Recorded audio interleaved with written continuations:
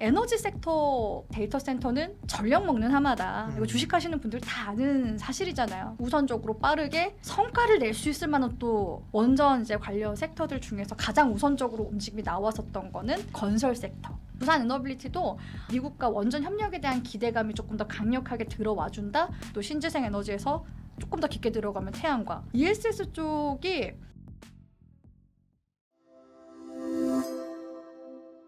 예민수의 경제토크 JW인베스트 곽유정 대표님과 이제 하반기가 시작이 되기 때문에요. 하반기 우리가 노릴 만한 기대 섹터 얘기를 하겠습니다. 사실은 상반기 돌이켜 보면 우리가 조방은 굉장히 강했잖아요, 그죠? 네.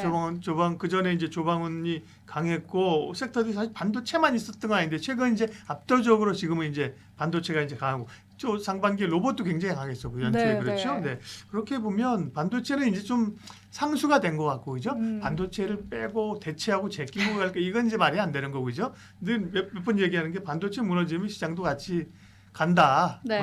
이 무너진다 이런 얘기하는 거. 반도체는 이제 상수라 좀 빼놓고 그죠. 그밖에 이제 하반기에 좀 기대감을 가지고 보시는 섹터가 어디였습니까? 네.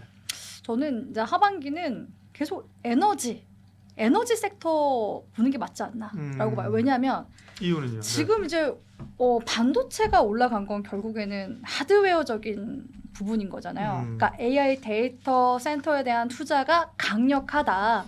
근데 지금 AI 데이터 센터를 지금 건설한 지 지금 또 몇 년 지나가고 있는 상황이라서 하나 두 개씩 지금 데이터 센터들이 건설이 지금 다 완공이 되어 가고 있는 중이고 물론 계속 이제 진행은 될 겁니다. 진행은 될 건데 그러면은 여기서 이제 중요한 게 데이터 센터는 전력 먹는 하마다. 이거 주식하시는 분들 다 아는 사실이잖아요. 그래서 전력 먹는 하마이기 때문에 전력 인프라를 구축을 해야 돼서 데이터 센터 투자가 이루어지는 것과 동시에 그 사이클이 받아갔었던 게 전력 기기, 인프라, 건설 쪽이었죠. 그렇죠. 그래서 뭐 효성중공업, HD, 현대 일렉트릭, LS 일렉트릭 이런 이제 섹터들이 거의 지난 뭐 2년 가까이 상승 랠리가 나왔었던 상황이고 예. 그러면 이제 인프라까지 구축이 됐어요. 그럼 여기에 에너지가 받쳐줘야죠.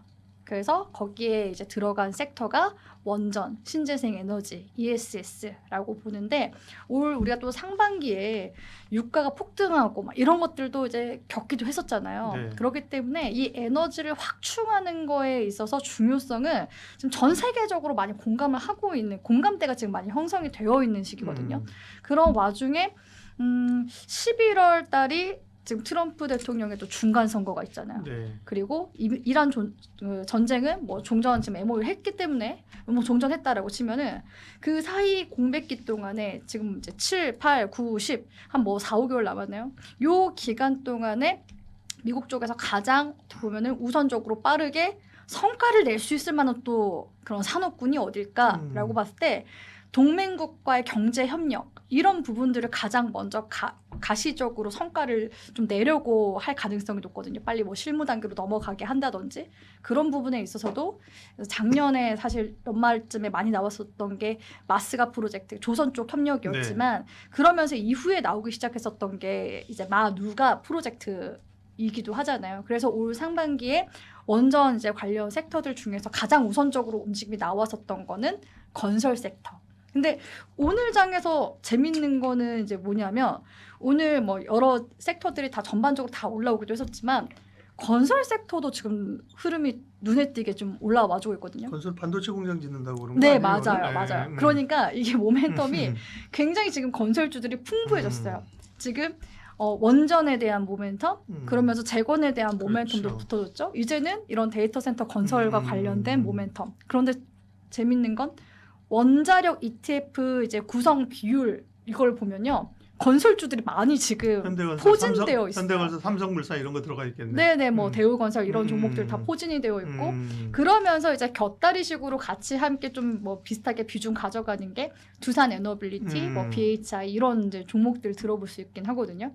물론 이제 두산 에너빌리티도 안 간 건 아니에요. 올해 음. 그래도 상반기에 이제 흐름 보면은 굉장히 유의미한 움직임이 저는 나타났다고 생각을 하고 있거든요. 두산 중공업이었을 때가 14만 원 부근이었었는데 이번 상반기에 두산 에너빌리티가 14만 원 이제 부근까지 찍어줬어요. 네. 그러니까 어떻게 보면 기술적으로 쌍봉이네 할 수 있겠지만 보통은 이렇게 다시 정고점 구간대까지 올라오잖아요. 업황 사이클이 강력할 때는 돌파를 시켜주면서 가는 경우들이 있거든요.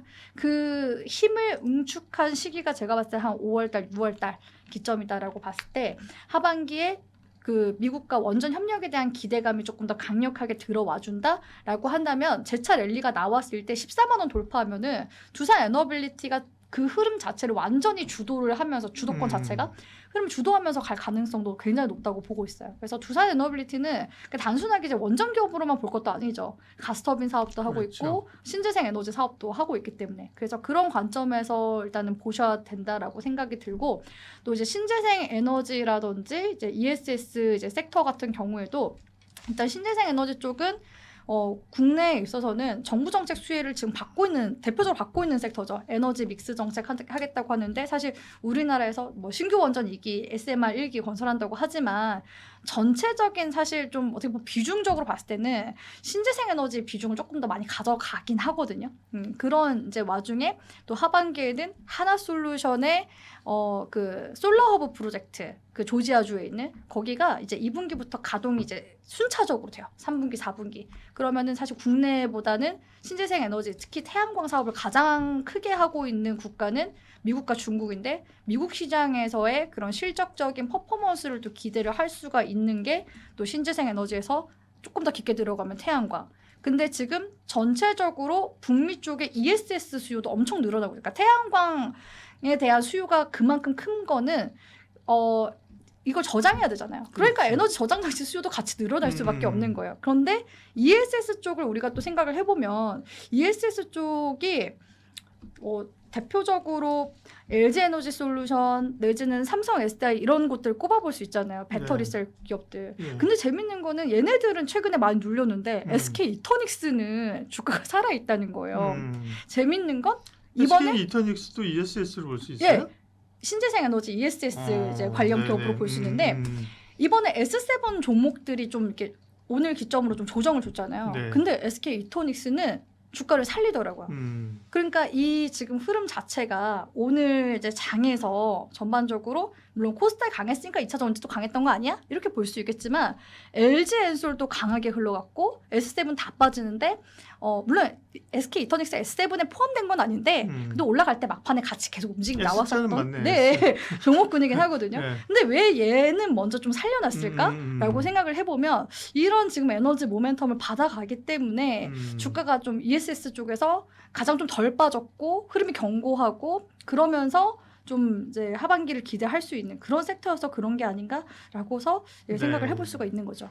하반기 사실 뭐 기대하거나 올라올 섹터는 뭐 꼽으면 많이 있죠, 그렇죠? 네, 많이 있는데 그 중에 이제 압축을 해야 되고 곽유정 대표님의 시각에 이제 에너지다, 그죠? 네. 에너지 쪽에서 일단 원전 말씀을 하셨고, 그죠? 원전의 가장 대표적인 종목은 두에빌이고 많이 빠졌네요, 그죠? 고점 대비해서는 그죠? 네. 근데 이제 여러 가능성들이 있다고 보셨고 태양광은 하나솔루션.